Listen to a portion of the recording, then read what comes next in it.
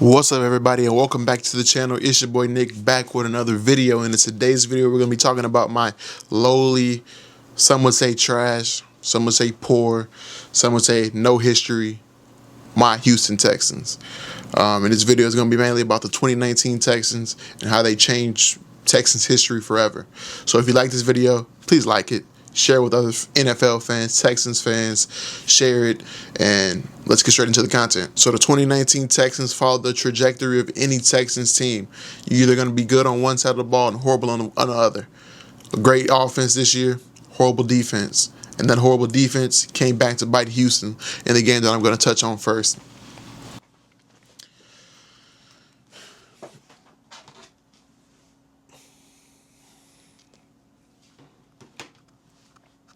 Up 24-0. Up 24-0. Hold on, let me hold up. Up 24-0. We lost. Don't ask me how. But we did. To this day, I still don't understand how we lost that playoff game. We're up 24-0 against the Kansas City Chiefs, and we lose. Yes, we lost. 51-31.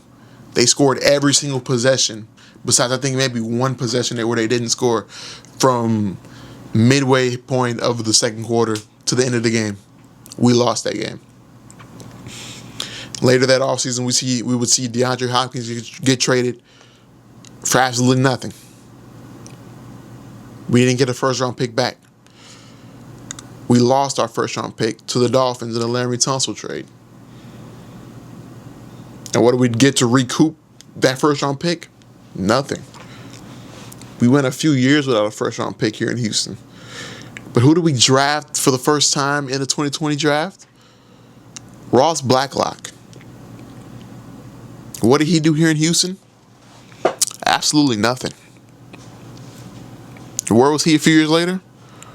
In Minnesota with a whole other team. Not in Houston. Wasn't performing here in Houston. So, but let's go to the 2020 Texans. 4 games in, we're 0-4. Bill O'Brien.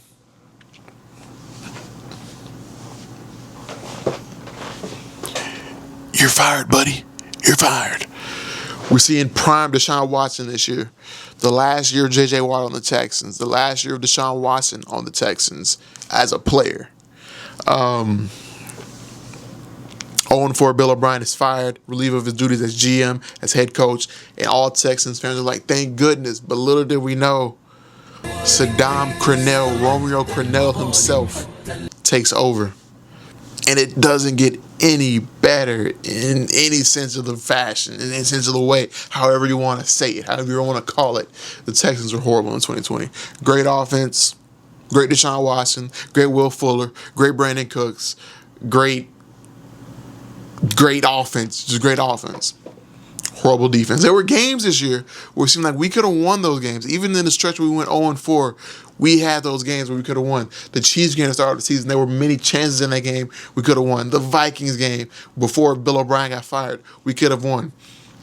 There was a few games against the Bengals, the Colts later on again in that year, where there were chances where we could have won those games, where we could have been at least to 500. We could have been 7-9. We go 4-12. We go 4-12. In 2021, a new head coach, David Culley. Ravens wide receiver coach. Yes, a Ravens wide receiver coach. Name an impactful receiver before Zay Flowers that the Ravens developed or drafted. You can't. But guess what? We hired him. We hired him. Why? Who knows why, but we hired him. We go 4-13 again. Or we don't go 4-13 again. We go 4-13 for the first time in team history, because this was the where the 18th week was added, so that meant 17 games this year. So that means another loss for the Texans was possible, and it came this year. 2021 was no better than the 2020 team. It was no better than any other trash Texans team like the 2013 Texans. Honestly, the 2013 Texans might have been worse, but that's not for this video. We'll definitely get into the 2013 Texans in another video. The 2021 Texans just as bad. David Culley fired after 1 year. Rookie quarterback Davis Mills. We're not going to even get into Deshaun Watson and whole off the field stuff, but that will come into play. Now it will. 2022, Lovie Smith, defensive coordinator from the year before, takes over as the head coach for my Houston Texans. But this is the offseason where things look like they might be shifting. Deshaun Watson is traded away this offseason. The package, we all know the package. Crazy package. It helped the Texans to where they are today. I'll put it on screen right now. Everybody that we got back from that trade, we won 3 games. And we were competitive later on in the season against the Chiefs. Against the Titans where we won that game. Against the Cowboys, where we almost won that game. We were competitive in those 3 games and came out with a win in one of those. Don't ask me how, but we did. 3-13-1. Who would have thought the Texans have their first ever tie in their franchise history, and it affects where they go in the draft? Imagine we go 3-14. We're solidified with that first overall pick, but no. We decided to tie for the first time in franchise history in week 1 against the Indianapolis Colts. We decided to tie. So we end up with the second overall pick. The Bears end up with the first pick thanks to Lovie Smith. We win week 18 against that same Colts team. And then you move on to the draft in 2023. This is a draft that changed everything for the Texans. The Bears trade their first overall pick to the Panthers. And they get Bryce Young. We get the second pick. We get C.J. Stroud. Third pick, that's the Cardinals. We trade back in. We're there now. Because this is our Browns pick. Who do we get? We get Will Anderson Jr. We have the offensive and defensive rookie of the year on our team now. We're set. We're locked in. Next 4 years, build around CJ, build around Will, and Derek Stingley on defense, who you drafted 3rd overall the year before. We're set. And we were. 10-7 this season. 10-7. Back on top of the AFC South. Who would have thought we would have been saying that just a year ago? Who would have thought we said that in 2022? When the whole hope of the city was just relying on the Astros to win us another World Series. We're not thinking about the Texans going and winning the division. But we did. We won a playoff game against the Browns. How sweet that was, winning against the Browns, who pretty much helped us to where we are to this point. And then we go to 2024. Stephon Diggs. Shout out Diggs, man. Congrats to you and Cardi B, first off. I know you're not going to watch this video, but if you ever come across it, I just want you to know I gave you a shout out, Diggs. Shout out to you and Cardi. He comes in, tears his ACL. But it's still Tank and Nico. Tank, I'm not even going to get into what happened with that. Jared Wayne. We go 10-7 again, but it's rough. CJ looks rough. The O-line looks rough. The defense is amazing.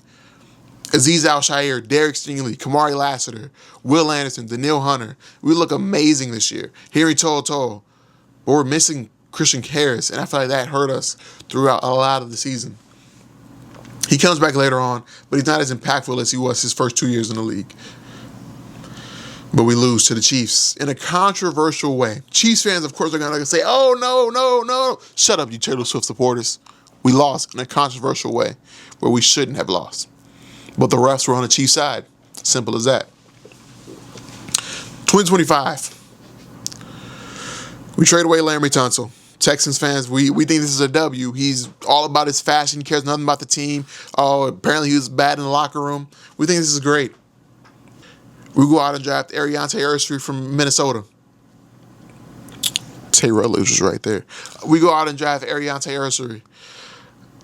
And it just hasn't looked good. He's been beat by everybody. You could say he's still a rookie, which he is, but Nick Caserio hasn't been good when it comes to drafting offensive linemen. Kenyon Green. Hopefully things get better. Texans are 0-3 right now. Hopefully they don't go 0-4. They're facing the Titans. Titans have been just as bad. Defense still looks amazing. Offense has been horrible. Offense has been horrible. CJ Stroud doesn't look right. I don't know if he doesn't trust his O-line or what. He's not feeding Nico. We're not playing our rookies enough. We're not playing Higgins. We're not playing Noel. They're supposed to be out there playing, but no, we're not playing them. Why? Don't ask me. If you like this little breakdown of the Texans, please like, subscribe down below, and I'll see you guys next time. Peace.